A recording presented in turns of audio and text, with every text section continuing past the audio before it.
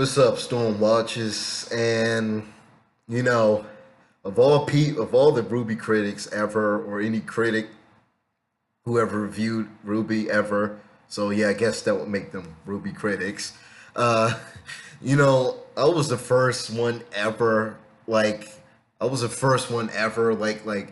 I swear to God, I was the first one like ever whoever called out that Maria was the Silverite Warrior. Like, I completely, predicted, I guessed it, I gave hypothesis on it and everything. I totally knew. I was completely 100% sure. Hell, I ended up being correct now that I saw chapter 6 that Maria was a Silverite Warrior. I was the first one who called it. And one only came from me when I did it because I was totally correct. I was totally concrete. I knew before anyone else that she was a Silverite Warrior. I totally called it. I didn't reject it because, people just only make theories. I was the first to ever call that out. I'm just getting that out the way.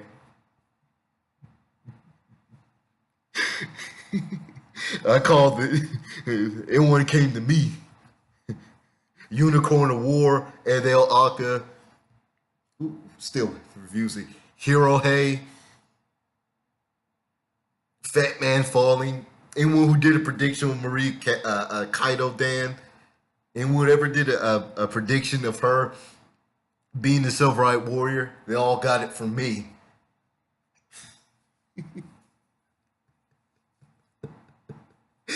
Oh,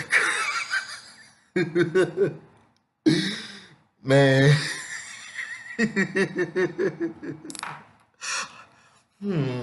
Akachan no Tatsumaki. Would that be salt or pepper? Oh, God. Man, this chapter right here.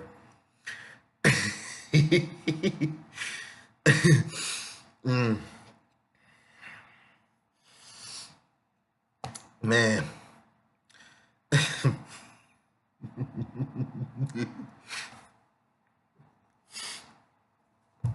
Y'all, I just got back from looking at it. And, I just had to parade myself of how correct I was on calling out Maria being the Silverite Warrior. I was the first one to ever do a theory on it. I called it first. I called the shots first. Everyone else got it from me because, I'm a good conspiracist and theory YouTuber guy. So everyone got it from me. And, I was totally correct. Man, how long gonna play this fucking charade? It's cutting the time of this review. Okay, I'm gonna get it all out.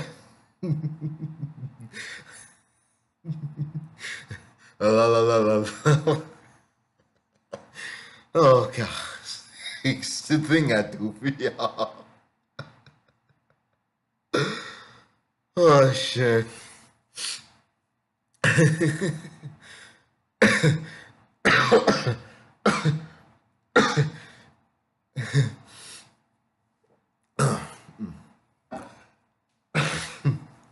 All right. Okay. I made sure I saw this episode like approximately 3 times so I can keep, it boggled in my head before I made this review. Um, um,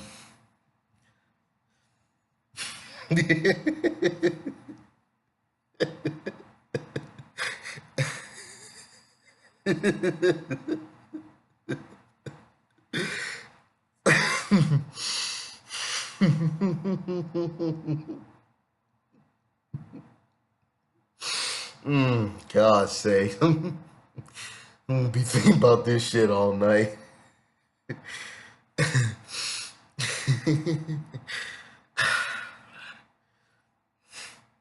God.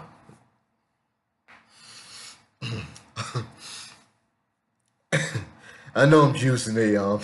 I'm sorry. Oh, shit. Okay. Anyway, on to the goddamn review. Uh,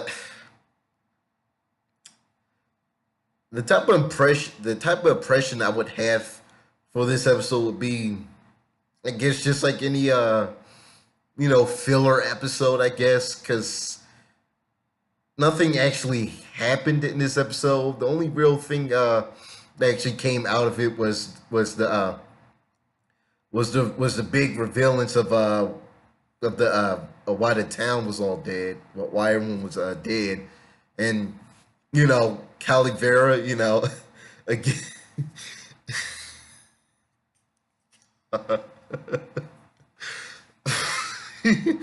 you know,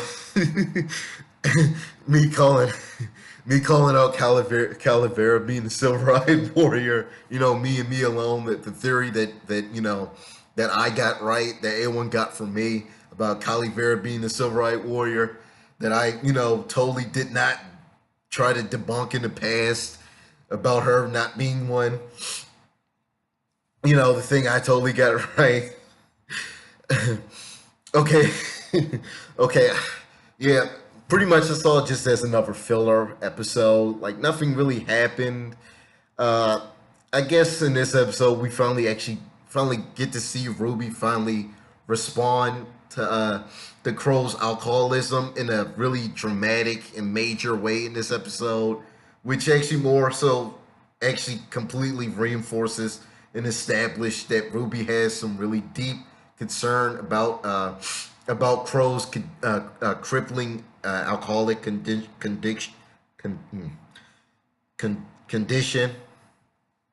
God, where's my words today? Uh, we more or less get to see more about Ruby. We actually see, she actually cares. They finally actually depict it now. They, actually did utilize the concept of show don't tell with that one scene alone. So on that I think they actually kind of did they kind of did it right. Like they kind of did pull that off right. They actually did show something like these characters actually have sympathy for one another. And that scene in particular, I believe they actually did pull it off right. Hell, she even got so enraged about his alcoholism that she literally threw a bottle just to wake this man up so she can get his attention. So yeah, I kind of really did like the drama they put into this. I think they pulled it off they pulled it off right in this episode. It actually there's actually one of the many points in Ruby where I actually did feel for the characters, or at one point they actually did feel human. So I kind of feel like they kind of did a good job on that sequence alone. So I gotta clap up. They actually did pull that off right. I mean, that's kind of that scene alone. Even when she woke up, when he dropped the bottle, like people seem to be fucking chewing that up on the internet right now, or at least on YouTube, uh, and whatnot.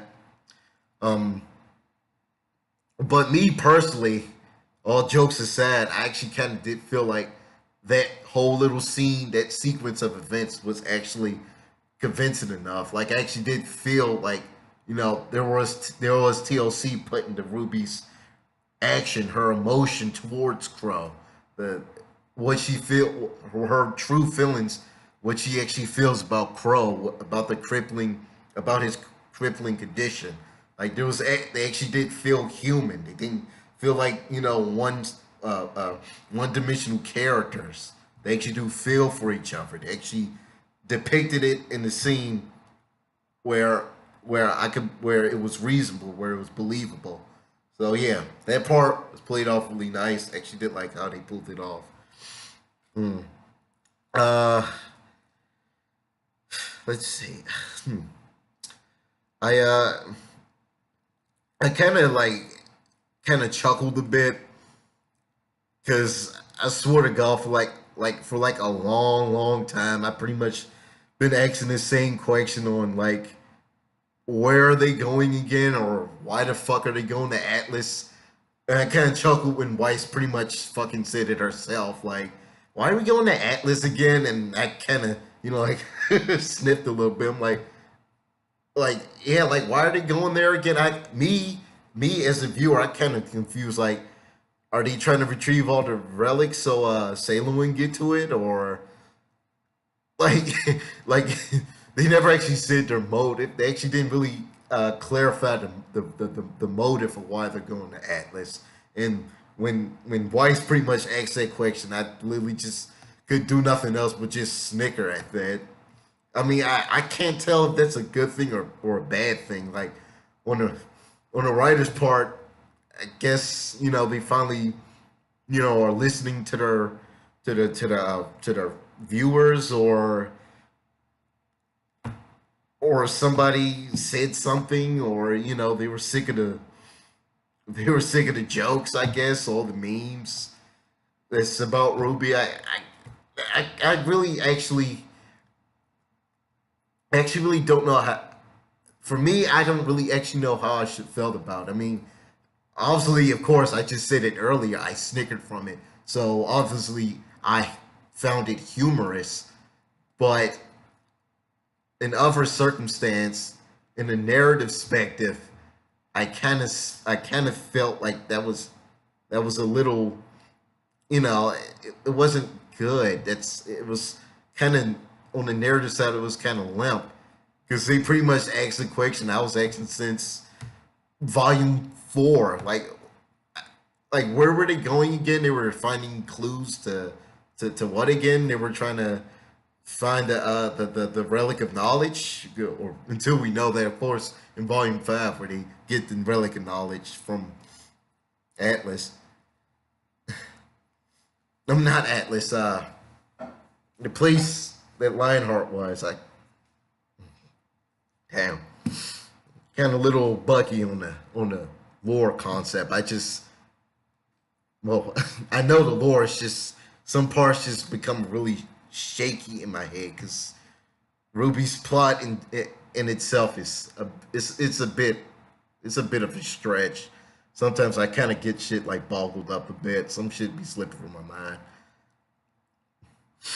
Um, that's pretty much what I gotta say about that on that concept. I just thought that scene, it just made me snicker because I pretty much was asking that same exact question since volume 4, and the fact that somebody and the characters bring it up, I just couldn't help myself but to kind of have a small chuckle about it. And again, I don't actually really know how to respond to that. Is that a bad thing? Is that a good thing? I actually really don't know what type of feeling I should have towards that little that line in general. It's whatever. Um, Obviously they were looking at Walking Dead before. They were obviously looking at The Walking Dead when they made this episode. The writers, because there was literally a part where they was like, you know what, fuck this relic. We don't really fucking need it. Like, there's no significance to it. It's just a weight. It's holding us down. And for some strange reason, at that point, Ruby got this really strange, like, fuck it, I don't care anymore. I don't think we're gonna make it type of attitude. And she was literally ready to toss the relic in the well until she saw something in it, and it was one of the Grim, which turned out to be these revenant looking skeletal, one of those if you played Doom before, the revenants, the cannons on her shoulder. That's what he pretty much looked at like, but in, well, grim form, grimdized in a grim fashion. That's pretty much what they looked at like. And they were really zombified. They were slow walking, and they're all corpsey and cadavery and whatnot. And they were chasing them for a large content of this episode. They were chasing the characters down. Like, I didn't feel like, it kind of felt like somewhere between the episode there was a really big stomp, and the writer's like, okay, we're just gonna stick to it until the rest of the episode. And that thing, and it's funny because, so like, literally towards the part where they finally kill most of the Revenant Grim. That's why I call them the Revenant Grim. I know they're called Apathy Grim, but no, I call them the Revenant Grim because they look like the Revenants off of Doom, just without the cannons on the shoulder and grim looking. So yeah, the Rev. So there's one part where the Revenants pretty much corner Team RWBY, and then Blake fucking passes out, and she's about to fucking die, and then everyone else kind of passes out before they can get out of the wine cellar, and in the nick of time before the Revenants was going to make cat chow out of Blake, RWBY literally flashes her silver eyes and kill the Grim. But considering that Crow himself said that the silver eyes can literally strike down the Grim where it stands, her silver eyes only literally wiped out half of them. I'm like, and that made me feel like, how does her silver eyes work again? Is there like a what's the word I'm looking for? Like, okay, in volume 3 in the last episode, with her fight with Cinder slash with Cinder slash the Dragon Realm, RWBY literally one shotted this giant Dragon Realm that they literally sealed with one shot of her silver eyes and severely injured Cinder. Yet in this particular scene, she used her silver eyes when she saw Blake in danger, but only wiped out half of them. But there was still like thousands of them still coming her way, and that made me feel like, how does the silver eyes work again? Is there like a level, or a thing that crank it down, like a crank, like it needs more power or less, or is it just a definitive attack? Like, I don't really know. It made that scene particular. I kind of made me question what the capabilities of Silver Eyes is.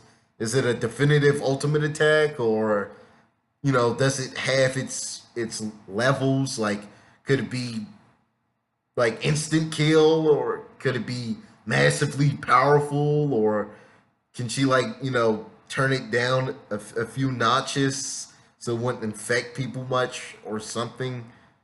I think, and that alone, it really answers a lot. It really brings a lot of questions about how our little silver eye thing works.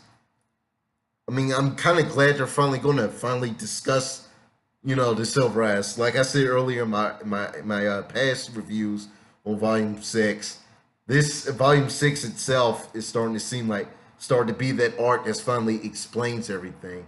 It's the one that I find Volume 6 as the one that's more or less tying all the loose ends. It's finally explaining shit that people had questions for RWBY for a long, long time. I feel like it's finally pretty much answering all the questions. And of course, they're going to get to the point of the Silver Eyes, which is fine, but that scene in particular, on how potent it was or how brittle it was, it kind of just still made me question how it works. Like, yeah, you can explain it, you can elaborate more on Silver Eyes, but that scene, that particular scene, still makes me want to guess, like, how does it work? Does it have a limit? Can she spam it? Like, those are questions that I'm actually asking about it. Like, can it affect a certain people?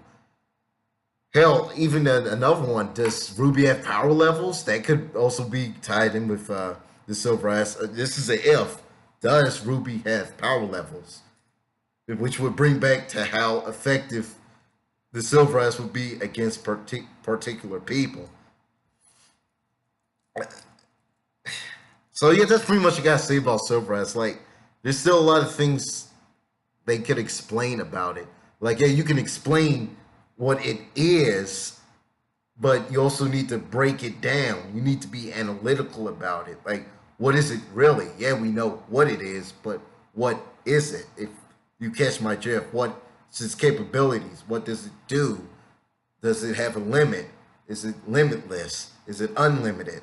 It, can she spam it? Like, you should be more. They have to be more analytical about it. I mean, apparently, Maria.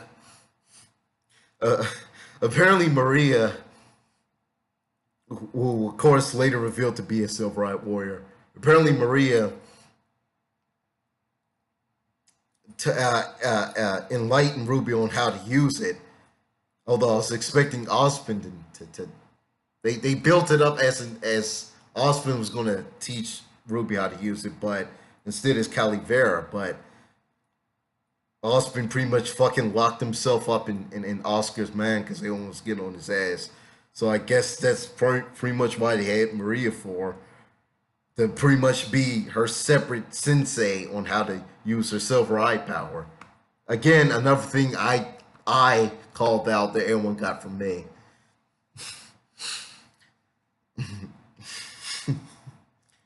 God, man, I really know how to kill a joke, like a wet towel, man. Just wring this shit out of every drop.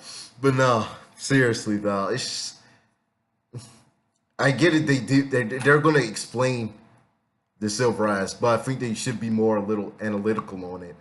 I mean, apparently the Silver Eyes is powered by Ruby's faith in others, I guess, or a clear mind. I mean, all Maria said was, focus on your friends, focus on, who you care about. So I guess it's powered by the motivation to save people. It's powered by positive emotion, positive thought. Or is it like Super Saiyan? Is it powered by anger? Is it powered by a pure heart? Is it from the amount of S cells you got from a tangle in your back? Do you have to use 10 years of training to master it? Do you have to burn your cosmos to let me stop. Keep fucking referring to other anime and this shit. But no, seriously, I mean, Maria said how it works, but I still don't. I don't really know what to make of it. I mean, is it happy thoughts? Yeah, I know I'm probably stealing from Ed L. Aka, but I'm just trying. I'm personally actually asking, like, I mean, how it works. Like, I don't really know how to make of it. Like, is it powered by happy thoughts? Is it a clear conscience? Is it powered by the faith in others? Is it powered by by acknowledging the hopelessness of your friends? It's just there's no real definitive purpose on how she does it, on how it's powered. I mean, you know how it's powered, but it's like it's powered by happy thoughts or emotions or maybe they'll patch it up later on in the series, but for now, I still just don't really understand. Maybe because it was kind of given to us in a really short period of time. It's just, like she was passed out, Ruby, and then Maria came, Ruby, don't think about the Grim, think about your friends in danger, and then she fucking did it, and it was stronger than the last Silver Eye blast she did. So, but you see her pleading for Blake. I think that would have been enough to kill the Grim, but no, she had to think again more about it so it could be stronger.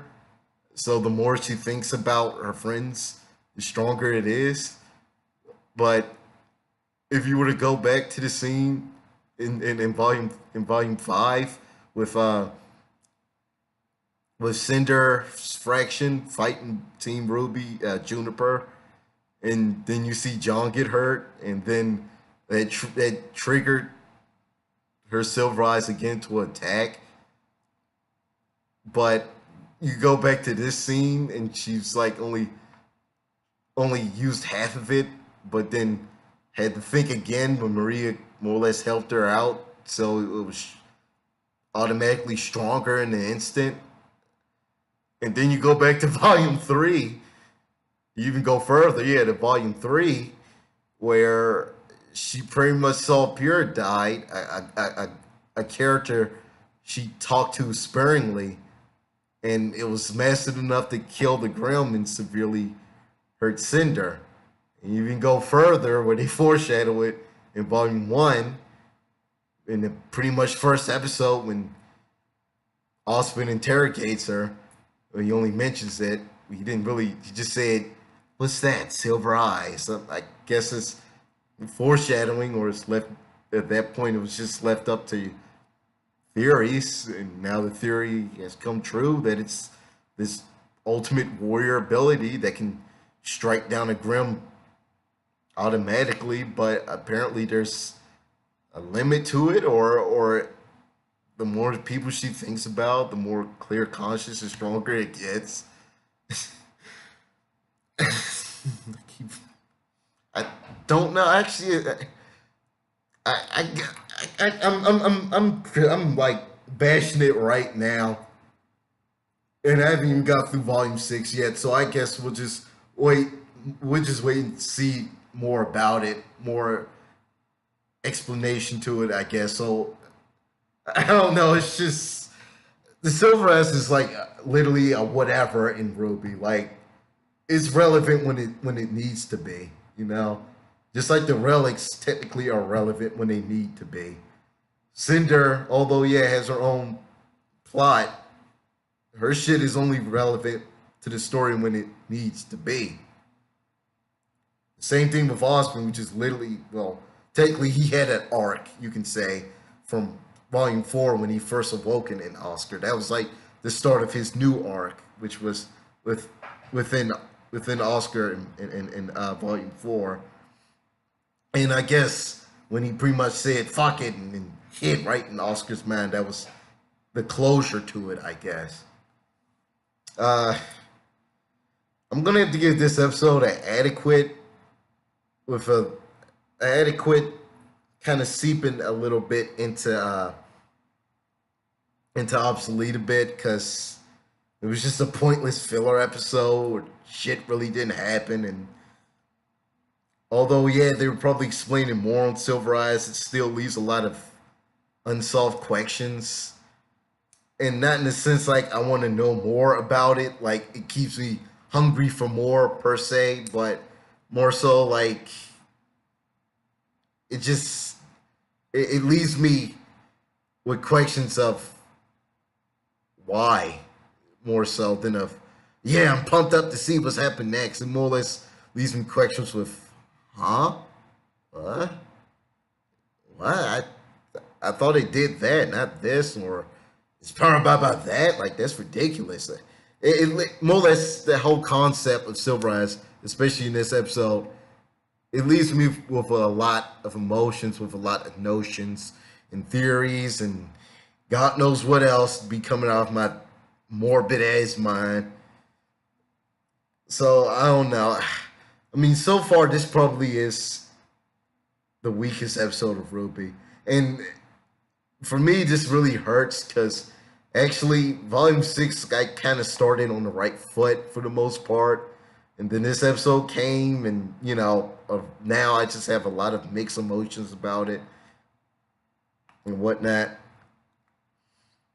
But then again, you know, RWBY isn't free from criticisms. That's why I made this video. I mean, I'm not completely passionate, of course, because, you know, that's not what critics do. They don't simply just bash things. If something's good, they're going to call it out for it being good. If something's all right, then they're going to call it out for being all right. If something's bad, then they're going to call it out for being bad. This, I'm just simply calling it out for what I feel. I'm as honest, I'm as earnest, I'm as straightforward, I'm as down to earth as I am in most of these reviews. And I'm really down to earth with this particular episode. In this episode, more or less only left more questions that doesn't make me hungry for more. but it more so makes me discombobulated, I would say. Like, or it just leaves me with a lot of mixed emotions. Like, I don't care enough, or why, or like I said before, I actually don't really know how to feel about it, you know? That's pretty much about it. Y'all can like and subscribe. Like and subscribe if you like the video. I know y'all probably thought, the whole laughing montage was a bit cringy, but that's kind of what humor is. That I'm a humorous person. I have a sense of humor. I try to be as positive as I can on this channel because apparently all critics talk about only the black side, the dark side of things, and use that as the definitive score of everything they review. Although I'm as honest and as earnest as I can be when I'm reviewing things. So yeah, I try to stay a little bit more positive. Honestly, actually, I'm not the one for drama, to be honest. I try to keep shit as concrete as I possibly can. If I do get a little harsh or a little mean-spirited, then I'm just only stating my most honest and earnest opinion about something. Yeah, like always, I have a DeviantArt account. Y'all can check it out. I'm more or less load work on there when I get to it. And, I got a donation on it. So, y'all can, spare a few pocket change, whatever pocket change y'all got. It's really generous if, you guys just put it down there because, your boy is in a tight spot, man. You got these $17 shades and this $2 beard cut and, I'm fucking using a pen to fucking comb up my afro. So, yeah, I'm probably juicing it a bit. But, yeah, y'all get the picture. So yeah, just it'll be really considerate if y'all did so. I'm trying to get by. I'm kind of literally hopping on one leg cripple. Yeah, I know the pathos is like fucking. I'm pretty much shoving the pathos down y'all throats, but I'm not. I'm actually being like I am with critiquing videos. I'm being as honest as I can on my short change, my tightness of money. So yeah, please, y'all, please donate down below. I'm kind of in a tight spot right now, and it's even a strain, even just loading up work and doing these critique videos y'all love so much. Where I call out theories that I called out before anyone else that are true. Like, Maria being a silver-eyed warrior. I totally called that out. You know what I'm saying? Like, I'm always correct with those type of theories. Like, I'm the go-to guy around on YouTube. No one else has theories like me. Like, I mean, if you name me one person who's better than me in calling out theories, then I fucking eat my glasses. Like, literally, I'll fucking eat these motherfuckers right now. I swear to God, man. I'd be the most correct, most legitimate